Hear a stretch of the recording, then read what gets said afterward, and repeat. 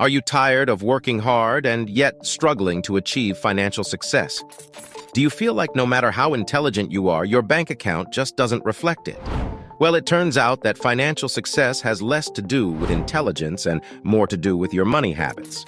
But don't worry, understanding and changing these habits is easier than you think. In this video, I will take you through the 18 key lessons about money from Morgan Housel's book, The Psychology of Money. By the end of this video, you'll know how to avoid common money mistakes, measure your financial success, and achieve financial independence. So subscribe to the channel and let's get started. Chapter 1 from the book The Psychology of Money says, "No one is crazy. Money is one of the most powerful forces in the world, and its impact on our lives is undeniable." The author says people have different views and experiences when it comes to money, and that these differences do not make a person crazy. This means that you have a unique perspective on money, and the way you view it differs from others. On the other hand, we all know that books can teach us a lot about money, but they won't tell us everything. This is because there's a big difference between reading about something and actually doing it. You need to experience it to really understand it. For example, imagine you're a lottery winner who has been spending money like crazy for years. You think money can buy you happiness, security, and respect. You have bought expensive cars, houses, clothes, and vacations. You have given money to your friends, family, and charities. You are confident that you are living the dream and everyone else is jealous. But then something unexpected happens. You lose most of your money in a bad investment, a lawsuit, or a divorce. The IRS comes after you for unpaid taxes. Your friends and family turn against you or abandon you. You realize that you have no savings, no skills, and no purpose. How do you feel? How do you explain this outcome? How do you react? If you are like most people, you probably feel depressed, hopeless, and ashamed. You might blame the world for being unfair, the people for being ungrateful, or yourself for being stupid.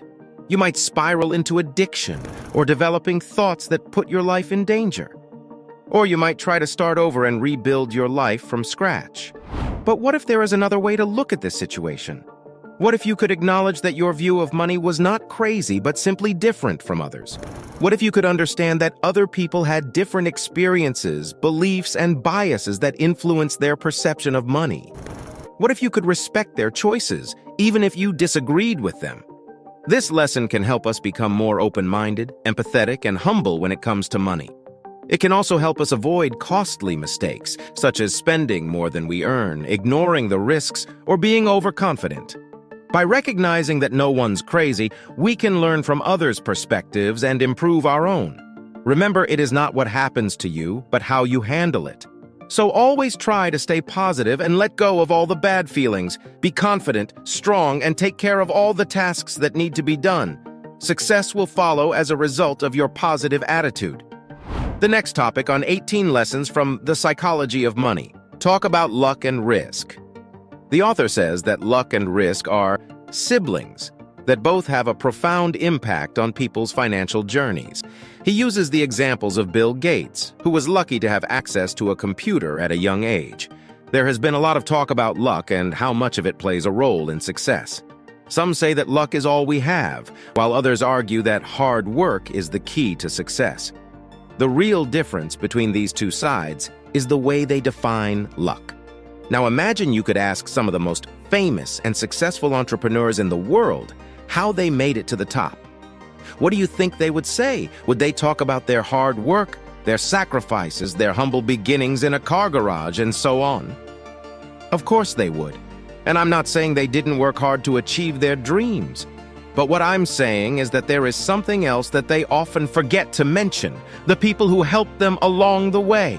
The people who gave them a chance, a tip, a connection, or a support that made all the difference. For example, do you know the story of Gates and Allen?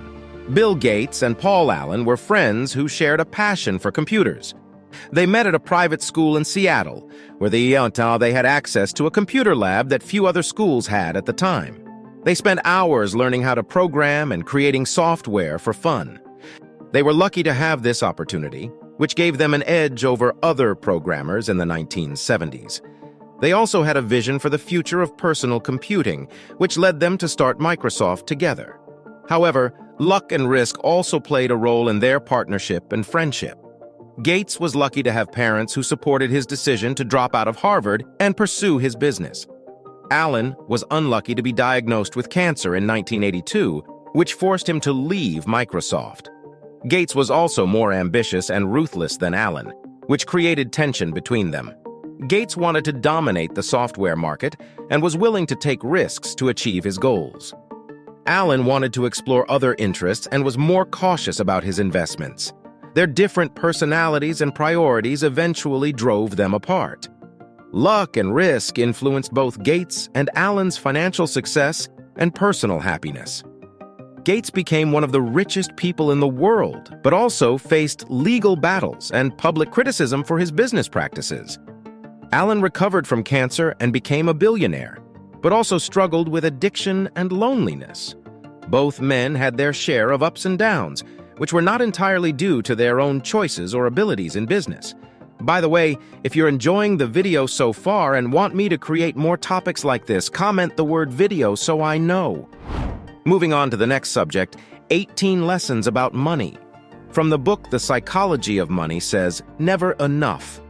In this chapter, Housel explores the concept of enough and how people's egos and social comparisons can prevent them from being satisfied with their financial situation. Let's use the examples of John D. Rockefeller, the richest man in history, and Rajat Gupta, a former McKinsey executive, to explain how even the most successful people can fall prey to greed and envy. John D. Rockefeller was the richest man in history, who amassed a fortune of over $300 billion in today's dollars from his oil business. He was also a philanthropist who donated millions to various causes. However, he was never satisfied with his wealth and always wanted more. He once said that he would retire when he had $100 million. But when he reached that goal, he changed it to $1 billion. He also suffered from anxiety and depression and had poor health for most of his life. On the other hand, Rajat Gupta was a former McKinsey executive who had a successful career and a net worth of over $100 million. He was also involved in various humanitarian projects and was respected by his peers. However, he was not content with his status and wanted to be part of the elite circle of billionaires. He became friends with Raj Rajaratnam, a hedge fund manager who was involved in insider trading. Gupta leaked confidential information to Rajaratnam in exchange for a stake in his fund and other business opportunities. He was eventually caught and convicted of fraud and sentenced to 2 years in prison.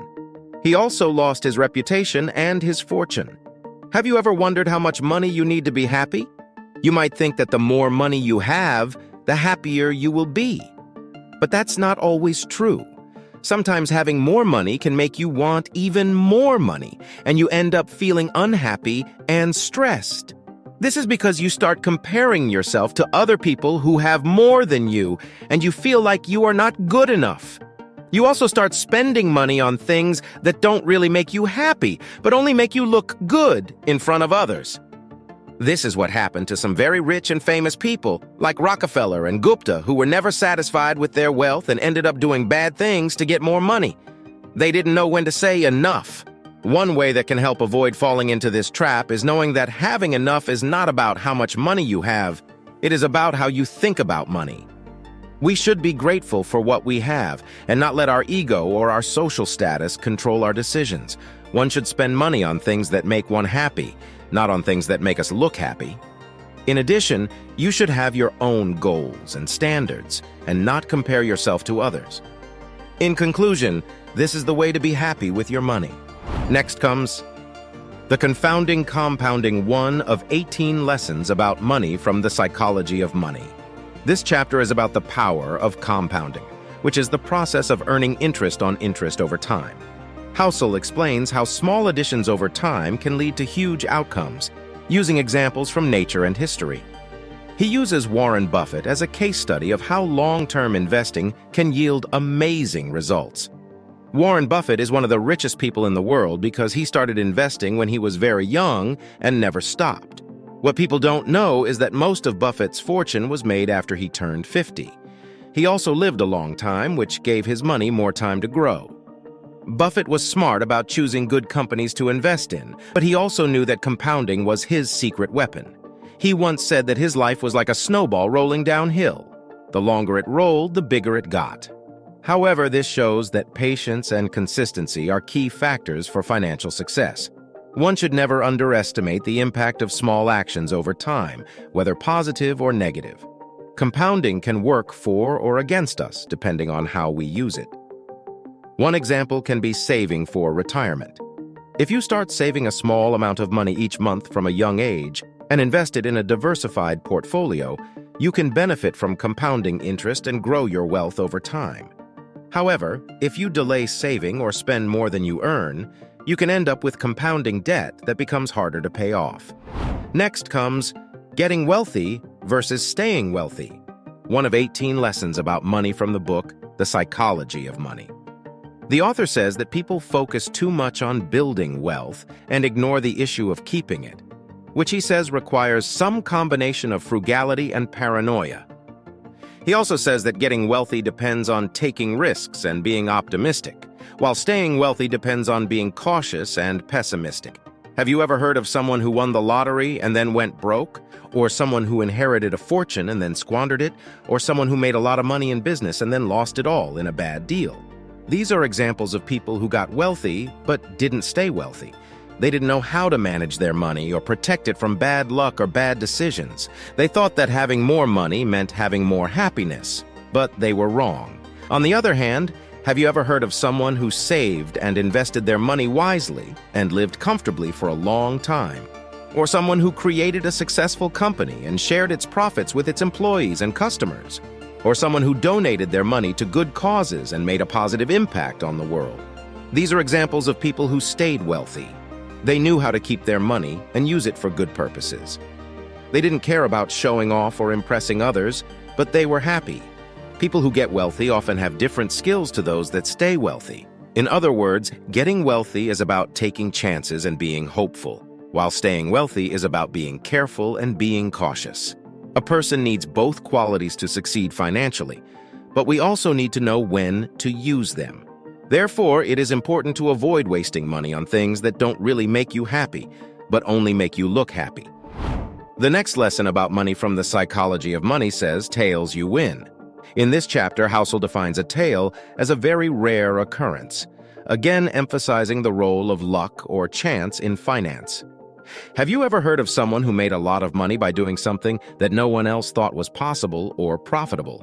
For example, Walt Disney, who created a global entertainment empire from his cartoons and theme parks. This is an example of a person who benefited from tails. This was a very rare and unexpected event that had a huge impact on his financial success. These events are not normal or predictable, but they can change everything in an instant.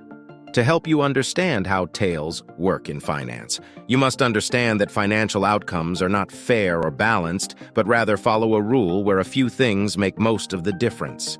This means that you don't have to be right all the time to make money as long as you are right about a few big things. This also means that you should be humble and curious and not assume that you know everything or that things will always stay the same. The book stated that most financial outcomes are not distributed evenly, but rather follow a power law, where a small number of events account for the majority of results. Next comes freedom, one of 18 lessons about money from the book, The Psychology of Money. The author tells his story how he always dreamed of becoming an investor. He admires the wealthy and successful people who make a fortune from the stock market. He thought that if he could join them, he would be happy and fulfilled. He studied hard, got a degree in finance, and applied for a job at a prestigious investment firm. He was overjoyed when he got hired, but his joy soon turned into misery. On his first day, he realized why investors earned so much money. They worked like slaves. They had to wake up before dawn, analyze endless reports and data, make split-second decisions, deal with angry clients and bosses, and stay in the office until late at night. They had no time for hobbies, friends, or family. They lived under constant stress and pressure. They sacrificed their health and happiness for money. Housel felt cheated and disillusioned. He had traded his dreams for a nightmare. He wondered if he had made a terrible mistake. He wished he could quit, but he had signed a contract and had debts to pay. He felt trapped and hopeless. He realized that money wasn't the key to happiness. He learned that being an investor was not a glamorous or easy career. He understood that he had to find his own passion and purpose in life. He decided to change his attitude and make the best of his situation. He started to read books and blogs about personal finance, psychology, and happiness. He discovered that there were different ways to invest, not only in stocks, but also in himself, his skills, his relationships, and his community. He began to write about his experiences and insights on his own blog. He found out that he loved writing more than investing. He enjoyed sharing his stories and lessons with others. He received positive feedback and encouragement from his readers. He realized that he had a talent and a voice that could inspire and help people. He decided to pursue his passion and become a writer. He quit his job at the investment firm and started to work as a freelance writer. He wrote articles and books about investing, money, and happiness. He became a popular and respected author and speaker. He earned less money than before, but he was happier and more fulfilled. He had found his true calling. He learned that happiness was not about how much money you have, but how you use it to live a meaningful life. He learned that investing was not only about making money, but also about making a difference in the world. He learned that success was not about what you achieve, but who you become. Morgan Housel says that the most powerful asset someone can have is the ability to get up every day and say, "I can do whatever I want, when I want, with who I want, for as long as I want." Do you agree with this quote? The next chapter on 18 lessons about money. The author named this chapter The Man in the Car Paradox. Housel says that when people see someone driving a fancy car, they imagine themselves driving it, rather than admire the driver. Since people who spend lavishly on visible goods may be sacrificing their long-term financial security and happiness for short-term gratification, we should avoid social comparisons and focus on our own goals and values. Here is the story of Tom. Tom had always dreamed of owning a Ferrari. He worked hard as a lawyer and saved up enough money to buy one.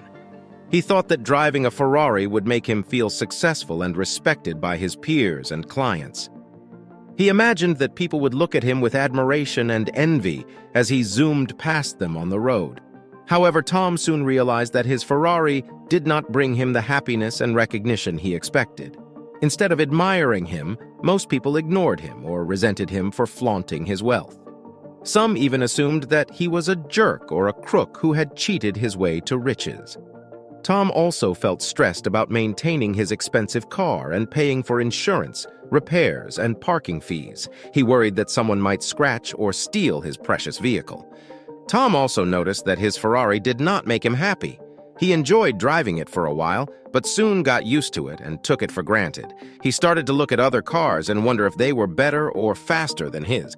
He felt dissatisfied with his Ferrari and wanted to upgrade to a newer or more exclusive model. Tom realized that he had made a mistake by buying a Ferrari. He had wasted a lot of money on a status symbol that did not bring him any real value or joy. He wished he had spent his money on something more meaningful and fulfilling, like traveling, learning new skills, or donating to charity.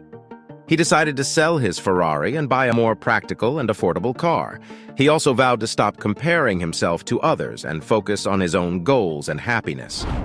The next lesson about money from the book The Psychology of Money by Morgan Housel says, "Wealth is what you don't see."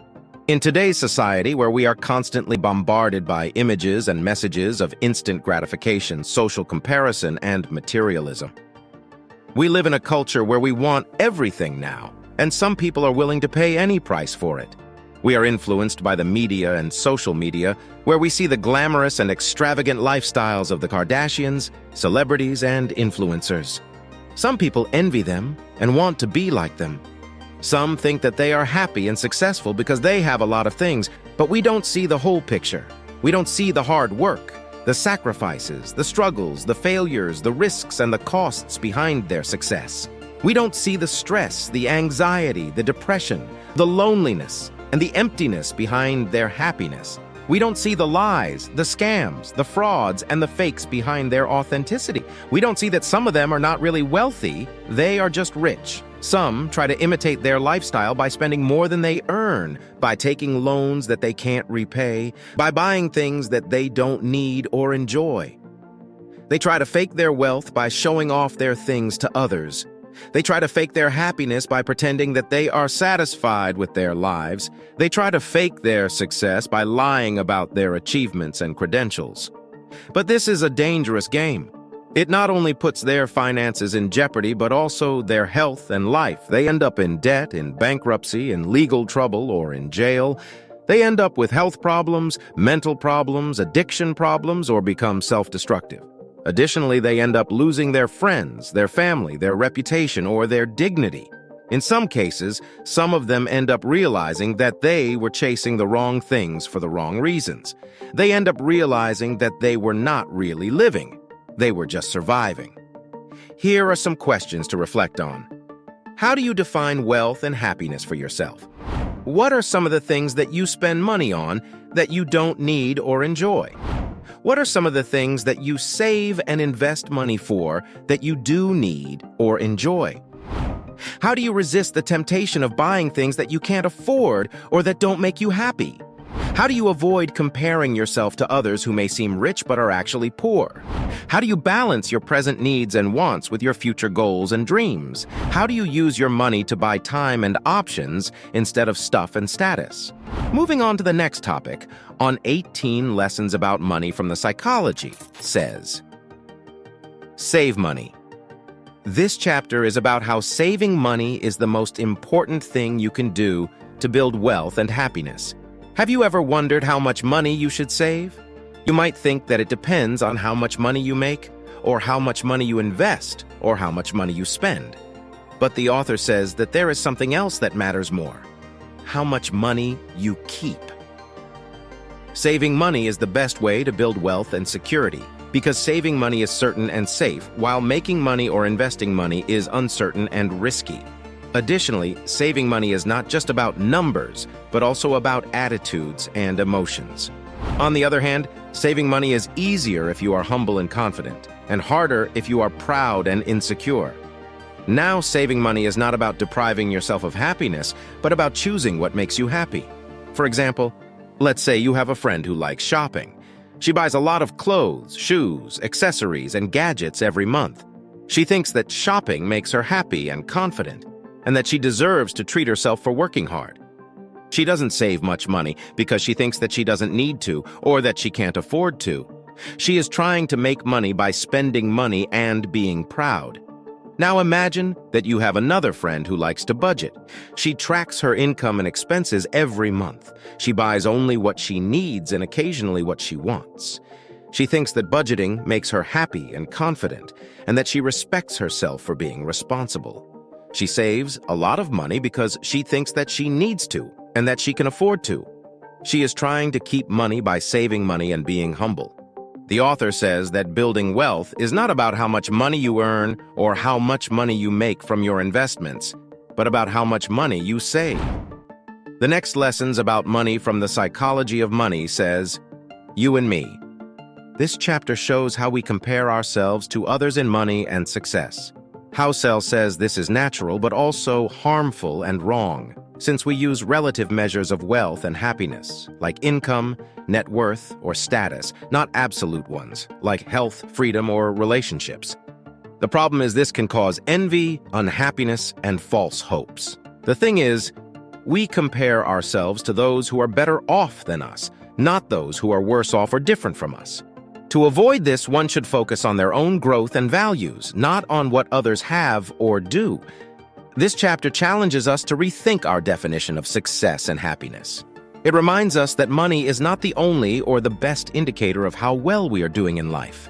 It also urges us to be more aware of our own biases and emotions when we evaluate ourselves and others, and we should be more grateful for what we have and more respectful of what others have.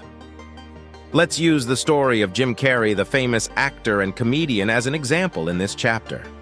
Carrey grew up in poverty and struggled to make a living as a stand-up comic. He became a star after appearing in movies like Ace Ventura, The Mask, and Dumb and Dumber.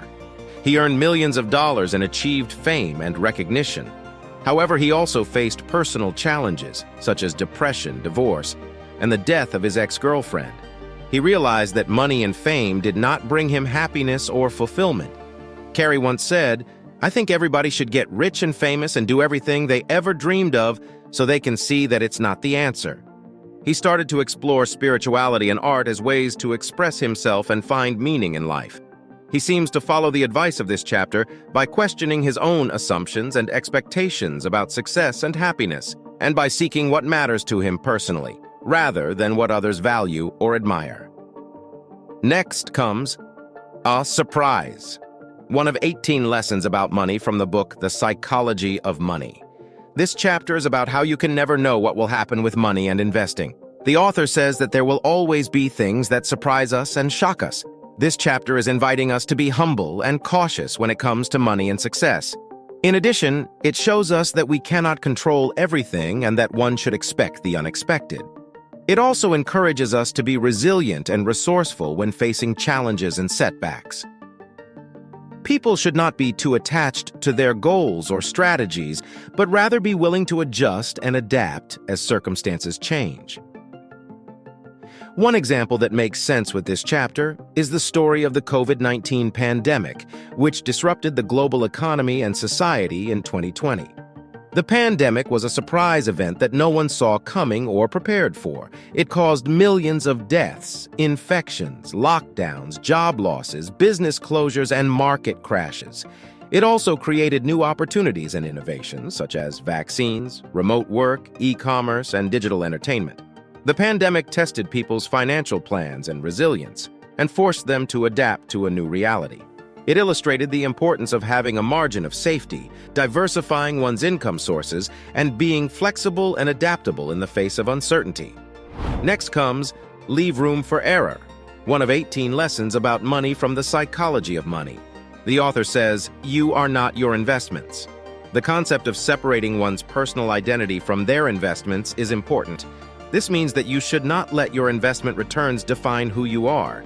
Sometimes one gets too emotionally attached to his investments and makes decisions based on feelings. This can lead to poor investment performance. For example, let's say you invest in a stock that you believe in, but it starts to perform poorly. If you let your emotions take over, you might panic and sell the stock at a loss. This is not a good financial decision and can hurt your overall investment performance. To avoid this emotional attachment, it's important to remember that your investments do not define who you are as a person. Your worth and intelligence are not determined by your investment returns. Instead, focus on setting clear investment goals, sticking to a long-term plan, and diversifying your portfolio. Another point is to avoid borrowing too much money or putting all our eggs in one basket. One should always have some extra money saved for unexpected events or emergencies. The idea here would be to focus and make a plan for the things you can control. Additionally, one should think about how it would feel if he lost money and how it would affect his life. And then aim for financial security and peace of mind, not just wealth and status. Moving on to the next lessons about money from the book The Psychology of Money is, you will change. Housel explains that people tend to underestimate how much they will change in the future and how that will affect their financial needs and preferences. This means that we are not the same person throughout our lives and how we should not expect our financial plans to stay the same either. It is like a journey where we start from one point and end up at another, but we also explore different paths and destinations along the way. One should not stick to the same route or map that we made when we were younger, because we may discover new places and experiences we want to try. Additionally, a person should not assume that we know where we will end up or what we will want in the future, because we may change our minds or encounter surprises. This lesson is inviting us to be flexible and adaptable, and not be afraid to change our plans or goals. Be true to yourself, not following others or society who may have different values or expectations than you. For example, going back to school is a decision that can affect our financial situation and happiness. But it is also a personal decision that depends on our passions, skills, opportunities, and dreams. We should not go back to school just because we made a plan when we were younger or because everyone else is doing it. You should go back to school because you want to learn something new or pursue a different career. Additionally, you should also be prepared to adjust your budget and lifestyle to accommodate your education costs and benefits. You should not worry about what others think or say about your decision. Be proud of yourself for following your interests and ambitions. This chapter invites us to be open-minded and adaptable, and not to lock ourselves into rigid commitments or expectations. And this also warns us against being influenced by peer pressure or social norms, which may not suit one's changing circumstances or desires. The next lesson about money from the book. The Psychology of Money says, nothing is free. The author talks about how investing in the stock market involves paying a price, losing money on poor investments. This means that investing is not easy or free, but it requires paying a price in terms of money and emotions. It is like a roller coaster ride that goes up and down, sometimes making us happy and sometimes making us sad. But we should not give up or get too excited, because the ride is not over until we reach our destination. We should enjoy the ride and learn from it, but also be prepared for the bumps and twists along the way, and always be careful not to follow the crowd or take too much risk, because that can lead us to crash. For example, buying a house is a big investment that can have many benefits, such as providing shelter, comfort, and security. But it also comes with a price, such as paying a mortgage, taxes, insurance, and maintenance. Sometimes the house can increase in value and make us happy, but sometimes it can decrease in value or need repairs and make us sad. You should not buy a house just because everyone else is doing it, or because you think it will make you rich quickly. You should buy a house that suits your needs and budget, and that you can afford to keep for the long term, and also be ready to deal with any problems or surprises that may arise along the way. Next comes reasonable, rational, one of 18 lessons about money from the Psychology of Money. I would say that this chapter teaches us to be independent and critical thinkers when it comes to money and investing. It shows us that there is no one-size-fits-all solution for financial success, and that we should not blindly follow others or assume that they know better than us. It also encourages us to be honest and realistic about our own situation and needs, and to find the best strategy for ourselves rather than for someone else. One example that makes sense with this chapter is the story of Mark Zuckerberg, the founder and CEO of Facebook. Zuckerberg is one of the richest people in the world, but he has a different approach to money and investing than most people. He has not sold any of his Facebook shares since 2012, even though he could diversify his portfolio and reduce his risk. He also does not spend much on luxury items or status symbols, but rather on philanthropy and innovation. He has pledged to give away 99% of his Facebook shares to charitable causes during his lifetime. He seems to follow the advice of this chapter by having his own vision and values, rather than following conventional wisdom or social norms. The next topic on 18 lessons about money from the book, The Psychology of Money, is The Seduction of Pessimism. This chapter is about how pessimism can be tempting and convincing, but also wrong and dangerous. It is like a trap that lures us in with its logic and evidence, but then snaps shut and hurts us. We should not fall for the trap of pessimism, because it can make us miss out on the opportunities and rewards that come from being optimistic. On the other hand, one should not ignore the problems and risks that exist, but we should also not exaggerate them or assume that they will ruin everything. Instead, we should recognize that things can get better and that we can overcome challenges. It is also important to be careful not to listen to pessimistic media or experts who may have their own agendas or perspectives. For example, let's say you are planning to invest in the stock market. You've done your research and have a diversified portfolio, but you keep reading news headlines about how the market is going to crash. This negative news can be seductive and lead you to make fear-based decisions like selling off your investments or avoiding the stock market altogether. However, this knee-jerk reaction may not be the best for your long-term financial goals. Another example that emphasizes this chapter is starting a business. You may already know that starting a business can be a risky and difficult endeavor that can have many benefits, such as creating value, solving problems, and generating income. But it also comes with many challenges, such as competition, regulation, and uncertainty. The thing is, you should not start a business just because you are optimistic or naive. You should start a business because you have a vision and a plan, and you are willing to work hard and learn from your mistakes. One should also avoid being pessimistic or cynical because that can make us give up or miss out on opportunities. In short, be hopeful but realistic and acknowledge that success is not guaranteed or easy, but rather possible and rewarding. Next comes When You'll Believe Anything, one of 18 lessons about money from the psychology of money. Housel explains that stories are powerful and persuasive, but also incomplete and misleading. He says that people should be skeptical and curious and not take stories at face value. This chapter is about how we tend to believe what we want to believe and how we ignore what we don't want to believe. It's like a filter that lets in only the information that matches our views and opinions and blocks out the information that challenges or contradicts them.